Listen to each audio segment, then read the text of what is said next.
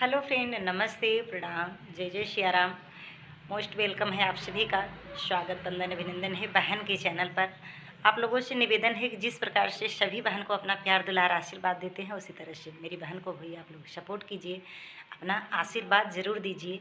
बहन बहुत दूर से आई हैं चलकर, तो मुझे आशा नहीं पूरी उम्मीद है कि आप लोग ज़रूर सपोर्ट करेंगे।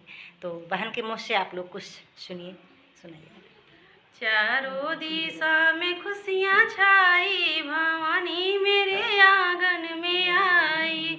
जब मैया ने बागों में पहुँची, जब मैया ने बागों में पहुँची, मलिनी माँ को माला पहनाई, मलिनी के बिगड़ी बनाई, भवानी मेरे आंगन में आई। चारों दिशा में खुशियाँ छाई, भवानी मेरे आंगन में आई। तो जय माता दी। बहुत सुंदर गीत माता रानी का है।